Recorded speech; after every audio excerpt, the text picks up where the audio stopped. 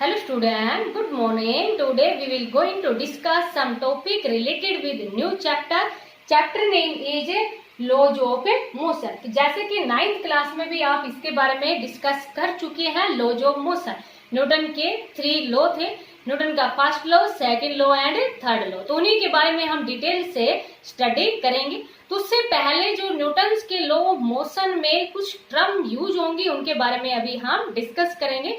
तो जो कि फर्स्ट टर्म यूज होती है काफी ज्यादा, और वो हमारे पास क्या है, फोर्स। फोर्स के बारे में आप जानते भी हैं फोर्स क्या होता है। फोर्स क्या है, एक सिंपल वे के अंदर ये कह देंगे पुश और पुल ऑफ एन ऑब्जेक्ट, उसको हम क्या कहते हैं, फोर्स कहते हैं। या जैसे कि मान लीजिए एक बॉडी है वो रेस्ट में है, तो फोर्स की हेल्प से उसको मोशन में ले आते हैं।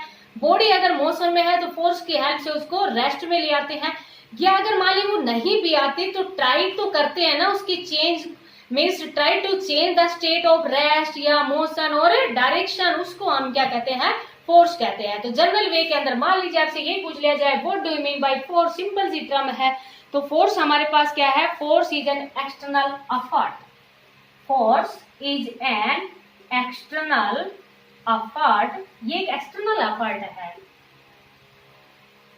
एक्सटर्नल एफर्ट्स टू पुश और पुल ऑफ एन ऑब्जेक्ट, किसी भी ऑब्जेक्ट को पुश और पुल करना। या सिंपल वे के अंदर हम ये भी कह सकते हैं कि फोर्स है वो क्या करता है, force try to change the state of rest, motion और डायरेक्शन। या हम ये कह देंगे कि प्रोड्यूस और ट्राई टू प्रोड्यूस द, या सिंपल वे के अंदर ये कह देना it is an external effort to change the, या it is an effort to, it is an effort to change the state of rest, motion or a direction. ये try to change and या हम ये कह देंगे try to change, tried to change the state of rest, motion and direction। देखो बेटा इसको समझो, बिल्कुल सिंपल सी टर्म। मान लीजिए आपके पास एक स्टोन है, काफी ज्यादा भारी है, आपने इसके ऊपर फोर्स लगाया, पहले ये रेस्ट में था, आपने इसके ऊपर फोर्स लगाया, इसके ऊपर कुछ भी इफेक्ट नहीं पड़ा, मीन्स ये मोशन में नहीं आया, तो हमने क्या किया है, ट्राई किया है ना टू चेंज द स्टेट, तो उसको भी हम क्या कहते हैं, फोर्स कहते हैं। तो ये जरूरी नहीं है कि किसी बॉडी के ऊपर फोर्स लगाए और हमेशा ही उसकी स्टेट चेंज हो, मीन्स स्टेट चेंज हो भी सकती है, नहीं भी हो सकती है। एक्सटर्नल एफर्ट किसी बॉडी के ऊपर करते हैं पुश और पुल करने के लिए, उसी को हम क्या कहते हैं, फोर्स कहते हैं। मान लीजिए एक बॉडी थी वो काफी ज्यादा, जैसे कि मान लीजिए आपके पास बुलेट ही है, बुलेट से जैसे राइफल है उससे बुलेट है वो ऐसी डायरेक्शन में जा रही है, और आप लगा दो उसके आगे कोई इस तरह का कार्डबोर्ड लगा दो, क्या वो उसकी डायरेक्शन को चेंज कर देगा, नहीं करेगा ना। लेकिन हमने एक्सटर्नल एफर्ट तो किया ना, उसको हम क्या कहते हैं, फोर्स कहते हैं। तो फोर्स क्या होता है, एक एक्सटर्नल एफर्ट होता है जो बाहरी रूप से लगाया जाता है टू पुश और पुल ऑफ एन ऑब्जेक्ट, उसको हम क्या कहते हैं, फोर्स कहते हैं। या try to change the state of rest, motion और डायरेक्शन, उसको हम कहेंगे फोर्स। अब देखो न्यूटन्स के जो लॉ ऑफ मोशन आए थे, उससे पहले जो न्यूटन्स के लॉ, न्यूटन से पहले एक साइंटिस्ट आया था जो काफी ब्रिलियंट साइंटिस्ट था, और वो क्या था हमारे पास, गैलीलियो। और गैलीलियो ने ही कंसेप्ट दिया था इनर्शिया का, और न्यूटन का जो फर्स्ट लॉ है उसको हम लॉ ऑफ इनर्शिया भी कहते हैं। मीन्स अगर गैलीलियो नहीं होता तो न्यूटन का फर्स्ट लॉ नहीं आने वाला था, और न्यूटन के फर्स्ट लॉ की हेल्प से ही बाकी सेकंड थर्ड लॉ बने हैं, या न्यूटन्स लॉ ऑफ ग्रेविटेशन बने हैं। तो काफी ब्रिलियंट साइंटिस्ट था, उसी का कंसेप्ट अभी हम स्टडी करेंगे, और वो हमारे पास क्या था, गैलीलियो। बहुत ही सिंपल सा चैप्टर है बेटा, ये काफी इंटरेस्टिंग चैप्टर है, 9th क्लास में भी आपने पढ़ा है, बस अभी हम डिटेल से इसके बारे में पढ़ेंगे, बहुत ही सिंपल चैप्टर है। तो अभी हम डिस्कस करेंगे किसके कंसेप्ट को, गैलीलियो के कंसेप्ट को डिस्कस करेंगे। गैलीलियो कंसेप्ट, या हम ये कह देंगे कि गैलीलियोज ने क्या दिया था, लॉ ऑफ इनर्शिया दिया था। मींस जो गैलीलियोज का हमारे पास क्या था, लॉ ऑफ इनर्शिया था। गैलीलियोज कंसेप्ट, या ये सिंपल वे के अंदर ये भी कह देंगे, गैलीलियोज कंसेप्ट नहीं कहते तो Galileo's law of inertia, law of inertia, inertia, inertia Hindi में कहते हैं जड़ता। अभी इसके बारे में बताएंगे। वैसे आपने पढ़ रखा है inertia of rest, inertia of motion, inertia of direction. Simple ये आपके पास आप रिवीजन है, क्योंकि 9th क्लास में पढ़ा था, थोड़ा बहुत आप भूल भी गए हैं, तो आप पढ़ोगे दोबारा बहुत अच्छे से समझ आ जाएगा आपके पास। गैलीलियोज लॉ ऑफ इनर्शिया, तो गैलीलियोज ने जो कंसेप्ट दिया था वो इंक्लाइंड प्लेन का यूज किया था। और गैलीलियो ने क्या कहा कि अगर कोई ऑब्जेक्ट है moving down a smooth inclined plane तो वो एक्सेलरेट करता है। जैसे कि एक इंक्लाइंड प्लेन ले लिया, ये एक इंक्लाइंड प्लेन ले लिया, और एक दूसरा इस तरह से इंक्लाइंड प्लेन ले लिया, ऐसे एक इंक्लाइंड प्लेन बराबर बराबर इंक्लाइनेशन ले लिया दोनों तरफ, मीन्स बराबर स्लोप ले लिया, बराबर एंगल ले लिया। स्लोप का मीन्स बराबर एंगल ले लिया। तो अगर कोई ऑब्जेक्ट है, जैसे मान लीजिए ऑब्जेक्ट था, ये अगर जब डाउन आएगा तो क्या करता है, एक्सेलरेट करता है। Acceleration means change in velocity, means positive acceleration आएगा। और जब ये ऊपर की तरफ जाएगा, एक ऑब्जेक्ट है, तो वो क्या करेगा, रिटार्ड करेगा। इस कंडीशन के अंदर क्या कर रहा है, रिटार्ड, और इस कंडीशन के अंदर ये क्या कर रहा है, एक्सेलरेट कर रहा है। इस कंडीशन के अंदर मीन्स गैलीलियोज का जो कंसेप्ट था वो इंक्लाइंड प्लेन का यूज करते हुए इसने बताया। और गैलीलियोज ने क्या कहा कि object moving down a smooth inclined plane, object moving down a smooth inclined plane accelerate, and object moving up a smooth inclined plane retard. ऊपर की तरफ जाएगा तो रिटार्डेशन होगा, नेगेटिव एक्सेलरेशन को क्या कहते हैं, रिटार्डेशन। और जब नीचे की तरफ आएगा तो ये क्या करेगा, एक्सेलरेट करेगा। Acceleration, change in velocity, means इसकी वेलोसिटी है वो बढ़ती जाएगी। तो समझ में आ गया होगा बेटा। अब देखो गैलीलियो ने स्टार्टिंग में तो एक एक इंक्लाइंड प्लेन का यूज करते हुए कहा। अब उसने क्या कर दिया कि दो इंक्लाइंड प्लेन थे उनको जोड़ दिया आपस में। दो इंक्लाइंड प्लेन, जैसे कि अभी पहले सिंगल सिंगल इंक्लाइंड प्लेन लिए, दूसरी बार उसने क्या कर दिया कि जो इंक्लाइंड प्लेन थे उनको कंबाइन कर दिया। और इंक्लाइंड प्लेन को कंबाइन करके देखो क्या कहा बेटा, बिल्कुल सिंपल सा है। पहले सिंगल सिंगल इंक्लाइंड प्लेन लिए, सिंगल इंक्लाइंड प्लेन के लिए जैसे कि मान लीजिए जैसे एक इंक्लाइनेशन अभी आपको बताया ना, एक इंक्लाइनेशन ऐसे ले लिया और दूसरा इंक्लाइंड प्लेन था वो ऐसे ले लिया, बराबर स्लोप ले लिया दोनों तरफ। बहुत ही सिंपल सा कंसेप्ट था गैलीलियोज का भी, क्योंकि अब तो सिंपल ही लगेगा, ये हमें चीजें पता है। आप देखो क्या कहा उसने, जब दोनों तरफ इंक्लाइनेशन प्लेन इक्वल है, एक इक्वल मीन्स दोनों तरफ स्लोप इक्वल है, एंगल इक्वल है। एक ऑब्जेक्ट है वो यहां से थ्रो किया, ये दोनों ज्वाइंट है इंक्लाइंड प्लेन, दोनों जुड़े हुए हैं ये इस तरह से इंक्लाइंड प्लेन ऐसे। तो देखो क्या करा, नो फ्रिक्शन, फ्रिक्शन की बात यहां पर नहीं की गई क्योंकि एक फ्रिक्शन फोर्स है वो हर बॉडी के ऊपर लगता है, लेकिन इन्होंने स्मूथ इंक्लाइंड प्लेन लिए, मीन्स नो फ्रिक्शन, फ्रिक्शन बिल्कुल भी नहीं लिया। तो देखो गैलीलियो ने क्या बताया कि अगर एक ऑब्जेक्ट है उसको यहां से थ्रो करेंगे, दोनों तरफ इंक्लाइनेशन सेम है, मीन्स स्लोप सेम है, तो ये ऑब्जेक्ट है वो उतनी ही डिस्टेंस इधर भी, जितनी हाइट से यहां से थ्रो किया उतनी ही हाइट दूसरी तरफ ये गेन करेगा। मोर हाइट गेन नहीं करेगा, उतनी ही हाइट गेन करेगा। ये तो कब बताया, जब दोनों तरफ इंक्लाइनेशन सेम था। सेकंड कंडीशन के अंदर क्या कर दिया, इधर इंक्लाइनेशन कम ले लिया, दूसरा जो इंक्लाइंड प्लेन था बिल्कुल सिंपल सा है बेटा, इसमें कुछ रट्टे मारने की चीजें नहीं है, बस ओनली आपको समझना है, इसमें इतना कुछ लिखने का भी नहीं है, समझना है ओनली। दूसरी तरफ इंक्लाइनेशन कम ले लिया, देखो बेटा ये एंगल ज्यादा है और ये एंगल कम है, दूसरी तरफ इंक्लाइनेशन ज्यादा ले लिया। अब देखो यहाँ पर क्या हुआ कि ऑब्जेक्ट है वो हाइट तो उतनी ही गेन करेगा, हाइट तो उतनी ही ले रखी थी, लेकिन इंक्लाइनेशन कम ले रखा था। मीन्स ये एक्सपेरिमेंटली, क्योंकि देखो आपको स्टार्टिंग में बताया था, फर्स्ट चैप्टर के अंदर इंट्रोडक्शन बताया था, इंट्रोडक्शन के अंदर आपको बताया था कोई भी लॉ कब आता है, तो उसके लिए आपको बताया था बहुत सारी ऑब्जर्वेशन लेते हैं, taking a large number of observation through controlled experiment, फिर उनके बारे में स्टडी करते हैं, स्टडी करने के बाद में स्टडी उनको करते हैं क्वालिटेटिव और क्वांटिटी वे से स्टडी करते हैं, उसके बाद में उनका फॉर्मूला देते हैं, मीन्स मैथमेटिकल जो फॉर्मूले होते हैं उनके बारे में स्टडी करते हैं, फिर छोड़ ही देते हैं और फिर लास्ट में उसको वेरीफाई करते हैं, मीन्स जो फर्स्टिफिकेशन या सेटिस्फैक्शन जो भी टर्म आती है कि अगर मान लीजिए सारे के सारे कंसेप्ट थे वो सेटिस्फाई हुए या ट्रूली निकले तो वो आपके पास एक लॉ बन जाता है, नहीं तो फिर दूसरा साइंटिस्ट आता है वो वहीं से आगे से स्टार्टिंग से ही फिर दोबारा स्टडी करता है। तो ये भी बेटा एक्सपेरिमेंटली करके देखते हैं सारे, ऑब्जर्वेशन और एक्सपेरिमेंटल। तो देखो गैलीलियो ने भी एक्सपेरिमेंटली किया कि उसने क्या कर लिया, दूसरी तरफ हाइट तो बराबर ले ली इंक्लाइन प्लेन की लेकिन स्लोप कम लिया। अब गैलीलियो ने क्या देखा कि अगर एक बॉल थी उसको ऐसे थ्रो किया, अब वो बॉल हाइट तो सेम करेगी, मोर हाइट कभी अटेन नहीं करेगी दूसरी तरफ इंक्लाइनेशन में क्योंकि वो रिटार्डेशन भी हो रहा है साथ में, लेकिन यहाँ पर नो फ्रिक्शन फोर्स की बात नहीं कर रहे, नहीं तो ऐसा नहीं होता कभी भी कि दूसरी तरफ भी बराबर हाइट के, क्योंकि फ्रिक्शन फोर्स हर बॉडी के ऊपर लगता है और फ्रिक्शन फोर्स क्या होता है, एक अपोजिंग फोर्स होता है जो कि रिटार्ड करता है मोशन ऑफ बॉडी को।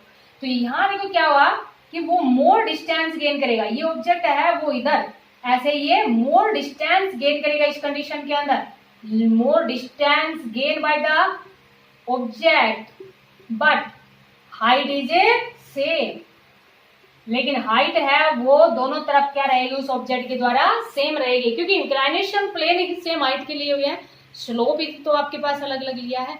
समझ में आया बेटा। थर्ड केस के अंदर इसने क्या किया, बिल्कुल ही स्मूथ प्लेन ले लिया, दूसरी तरफ नो स्लोप, कुछ भी स्लोप नहीं लिया, कोई भी स्लोप नहीं लिया, इंक्लाइन प्लेन को ऐसे सीधा ले लिया। तो देखो इस ऑब्जेक्ट को यहां से रोल किया और ये ऐसे रोल करता ही रहा क्योंकि फ्रिक्शन फोर्स की तो बात कर नहीं रखी, और यही न्यूटन का first law, if A object is in rest remains in rest, if A object in motion remains in motion external unless an external force is not act on it। और इसी को क्या कहा था न्यूटन का first law, और इसी को हमने क्या कहा है इनर्शिया। गैलीलियो ने भी यही बताया। गैलीलियो ने क्या बताया कि गैलीलियो ने ये कहा कि अगर दूसरी तरफ no slope mean smooth incline plane है तो अगर एक ऑब्जेक्ट मोशन में है तो मोशन में ही रहेगा। कब तक रहेगा, जब तक कि इसके ऊपर एक्सटर्नल फोर्स नहीं लगाया जाएगा, और इसी को क्या कहा था लॉ ऑफ इनर्शिया कहा था। तो समझ में आया बेटा, न्यूटन के फर्स्ट लॉ ऑफ इनर्शिया ही है, उसके बारे में हमें आगे स्टडी करेंगे।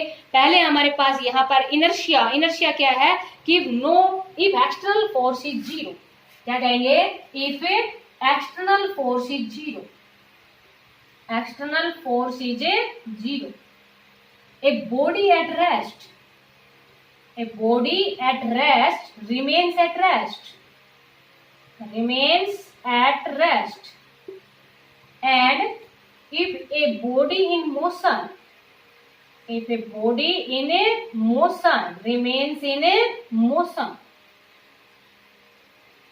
unless, या हमने लिख दिया ऊपर, दोबारा आपको लिखने की जरूरत नहीं है कि unless no external force is act on it, starting में लिख दिया।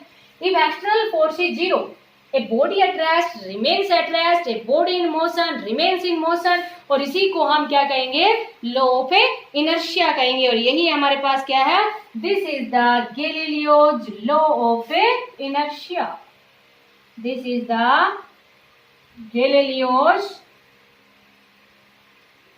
Law of inertia.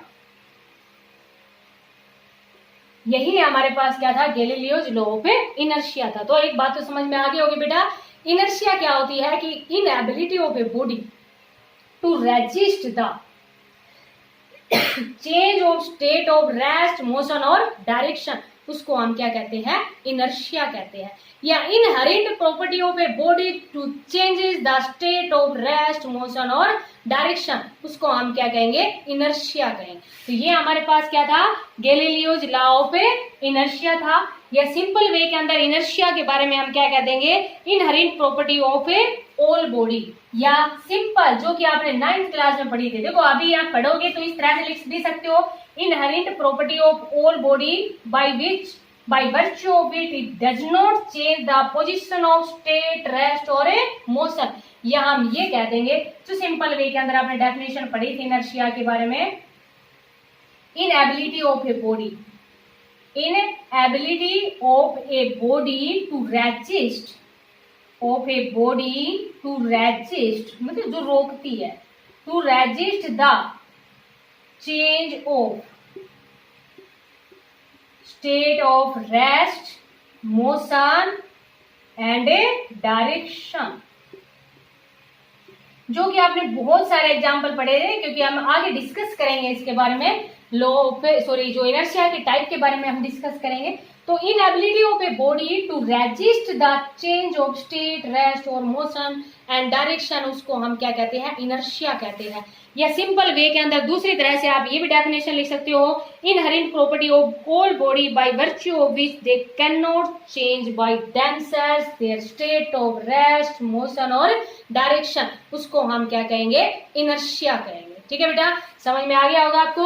अब ये आगे टाइप्स ऑफ इनर्शिया के बारे में नेक्स्ट वीडियो में हम डिस्कस करेंगे। अब एक छोटी सी टर्म और यूज कर लेते हैं, मीन्स उसके बारे में अभी और स्टडी कर लेते हैं, जिसका हम यूज करेंगे, वो है हमारे पास लीनियर मोमेंटम, जो कि आगे कंसेप्ट में हम इसका यूज करेंगे। लीनियर मोमेंटम, देखो linear straight line, momentum means एक बॉडी है जिसका मास हो और उसके अंदर मोमेंटम मीन्स उसकी कुछ वेलोसिटी हो, तो product of mass and velocity को जनरली क्या कहते हैं, मोमेंटम कहते हैं। या हम ये भी कह देंगे लीनियर मोमेंटम में body is the quantity of motion produce in the body, या क्वांटिटी ऑफ मोशन, जैसे कि जो हमारे पास quantity of motion possess by the body, उसको हम क्या कह देंगे, क्वांटिटी ऑफ मोशन प्रोड्यूस या possess by a body, possess by a body, उस quantity of motion possessed by a body, एक बॉडी के द्वारा कितना क्वांटिटी ऑफ मोशन है वो पोसेस्ड किया जाता है, उसको हम क्या कह देंगे, momentum. Linear mean straight line के अंदर, ये सिंपल वे के अंदर ये कह देंगे mathematically the product of mass and velocity is known as a momentum,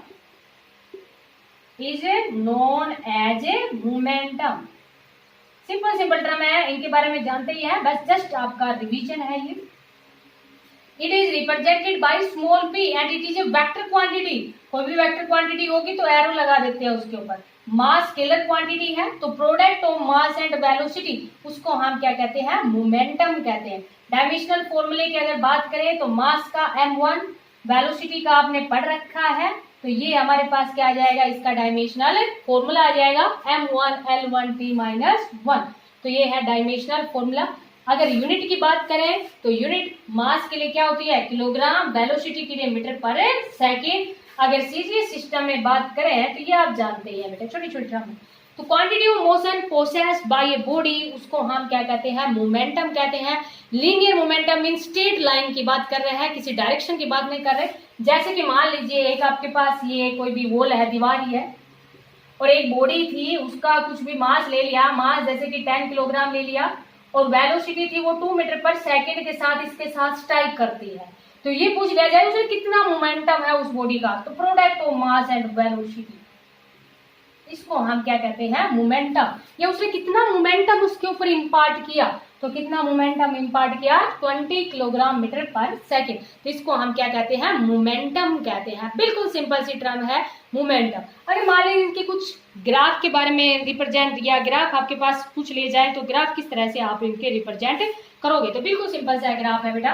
देखो वैसे कोई आपको इतने ज्यादा रट्टे मारने की जरूरत नहीं है, इतने से भी काम चलेगा, कि थोड़ा सा अगर और भी स्टडी करना चाह रहे हैं मोमेंटम के बारे में, तो देखो बेटा अभी क्या कहा, मोमेंटम है वो हमारे पास क्या है, product of mass and velocity है। अगर मास को कांस्टेंट ले लिया जाए, देखो बेटा मास को कांस्टेंट ले लिया जाए तो मोमेंटम है वो डायरेक्टली प्रोपोर्शनल हो जाएगा किसके, वेलोसिटी के।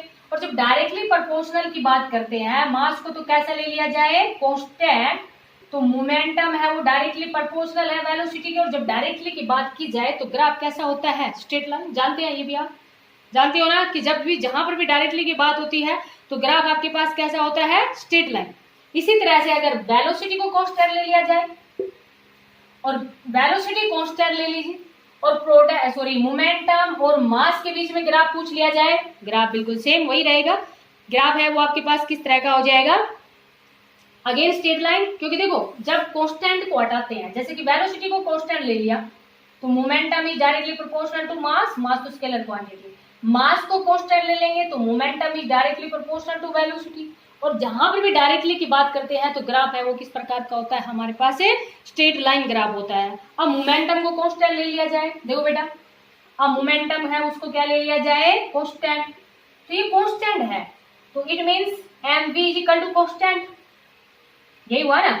तो v है वो इस कांस्टेंट डिवाइड बाई m, और जब कांस्टेंट को हटाते हैं तो प्रोपोर्शनलिटी का साइन लेते हैं, और यहाँ पर ये हमारे पास कैसा आ गया, इनवर्सली आ गया। इनवर्सली का मतलब क्या हुआ कि जैसे कि ये मास ले लिया और इधर हमने क्या ले लिया, वेलोसिटी ले ली, और मोमेंटम को क्या ले लिया, कांस्टेंट। तो ग्राफ है वो जैसे जैसे मास बढ़ेगा वैसे वैसे आपके पास से, जैसे जैसे मास बढ़ेगा वैसे वैसे वेलोसिटी है वो कम होती जाएगी, क्योंकि यहाँ पर ये आपके पास कैसा है, इनवर्सली प्रोपोर्शनल है। तो इस तरह से अगर मान लीजिए आपके पास कुछ ग्राफ पूछ लिए जाए कि भाई वेलोसिटी कांस्टेंट है आपके पास, इनके बीच में ग्राफ रिप्रेजेंट करो, तो आप इस तरह से ग्राफ है वो रिप्रेजेंट कर सकते हो। तो ये बिल्कुल सिंपल सा कंसेप्ट था, तो शायद आपको समझ में आ ही गया होगा। तो पहले आप इसको अच्छे से अंडरस्टैंड करना, फिर जो नेक्स्ट हम करवाएंगे लॉज ऑफ मोशन, मीन्स पहले इनर्शिया ऑफ मोशन, इनर्शिया के बारे में डिस्कस करेंगे, उसके बाद में न्यूटन्स के लॉज ऑफ मोशन के बारे में डिस्कस करेंगे। और बहुत ही इंटरेस्टिंग चैप्टर है ये, इसको अच्छे से अंडरस्टैंड करना। Thank you, have a nice day.